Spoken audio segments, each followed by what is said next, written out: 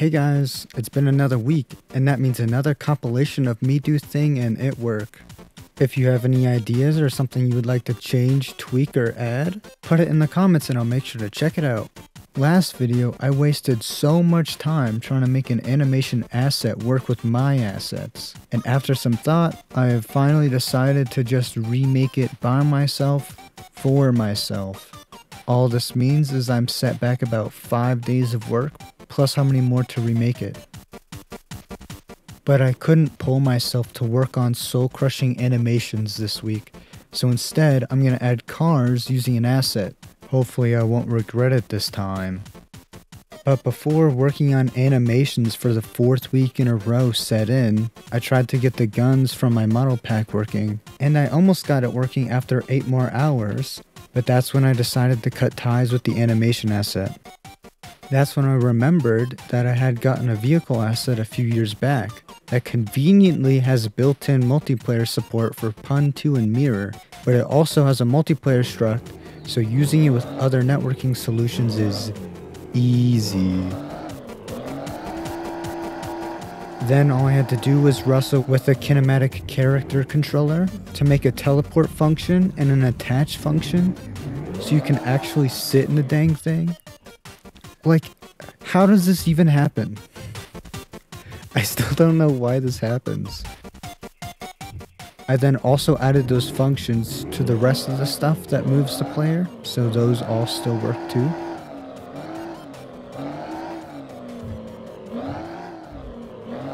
I also put the grass deform particles on the wheels, so that way anything using the vegetation engine will deform, which is everything.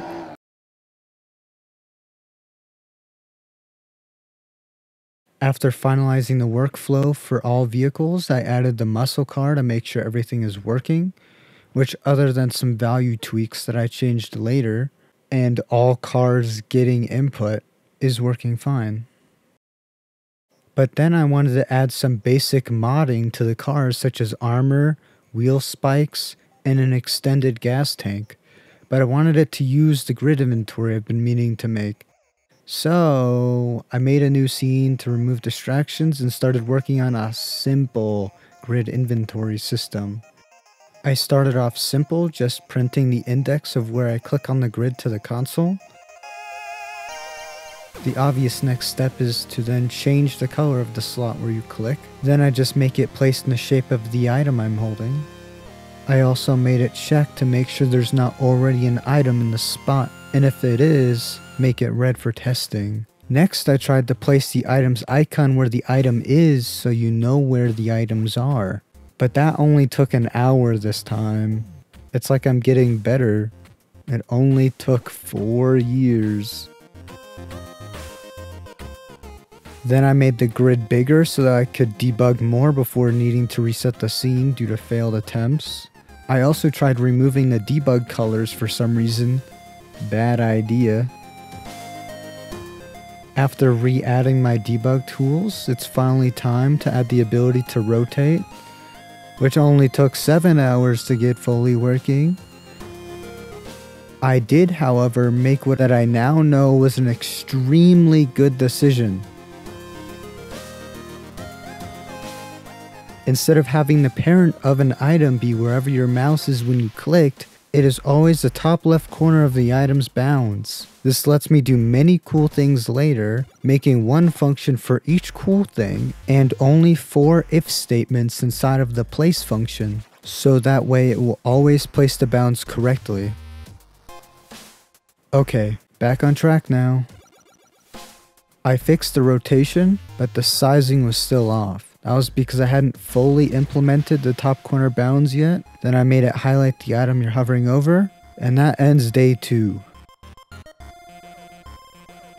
The next morning, I woke up ready to make the inventory not burn my retinas.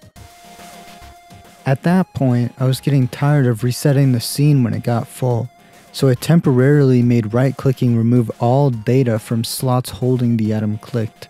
I also made it so I could reuse the function later when I add picking up. Then, because this game is going to be cross-platform, I needed to add controller support. So I started with moving and would add the rest later.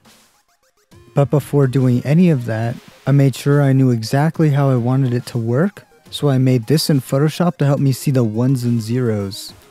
This makes sense, I swear. Now here's what that spaghetti of color looks like working. After adding that, I realized I also wanted to make the cursor continuously move while holding a direction a set amount of time, so I added it. Next, I wanted to make sure one by one items worked, which they didn't. After fixing that though, I added picking up items. Then I made it remove the icon after placing the item. I also finally added stacking, which I would also reuse later. And then I also added picking up half a stack, but forgot to check for stacks of 1, letting you make stacks of 0. Then I fixed that too and realized when grabbing the slot data, I wasn't properly setting the data in the array, letting you infinitely grab half of the stack. After making it check to see if it was 0, I also fixed the item's icon to extend correctly. And I think you get the point. I fixed a lot. So let me just speed this up a little.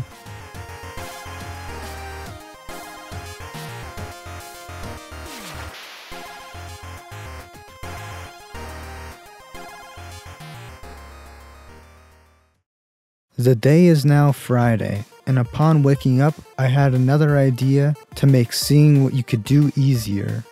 I made the slots underneath the item that you're holding green when you can place the item normally, orange when you can replace it, and blue when you can add it to a stack. Next, I wanted to make stacking easier by letting you stack an item if it intersects the item you're holding, instead of only making it stack if you click on the item.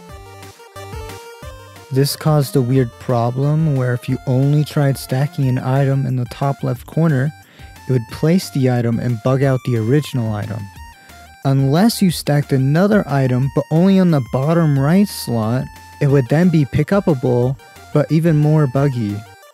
I fixed that and gave you the ability to rotate items that are held. Now that I'm setting the rotations properly, everything should be fixed. It was all then not fixed. I then fixed that issue. I then fixed it for realsies this time. Now that all interactions were working, I wanted to add an auto combine button for lazy people. And because my dad told me to. But now that I got that working, I wanted to also add a quick pickup button, which will in the future be used for when you're picking up an item off the ground. It wasn't that hard, it was only 5 embedded loops, the first checking a second rotation if the first wouldn't fit, the second and third checking every slot to see if there's an empty slot, and the last 2 checking if said item will fit. Lastly, I wanted to add a debug menu, so you, the viewer, can test it out. It lets you pick the item into place if there's room if you're not holding an item, pick the amount you want to place when placing a new item. There is limited controller support, but it's a little broken right now, and tends to spawn extra items when picking up an item. You also can't use the debug menu with a controller. With that in mind, the grid inventory build is on my itch page, and a build with a car update is coming soon after the tanked out update I'm doing this week. And don't forget to smash like if you like, smash dislike if you don't, and I'll see you next time.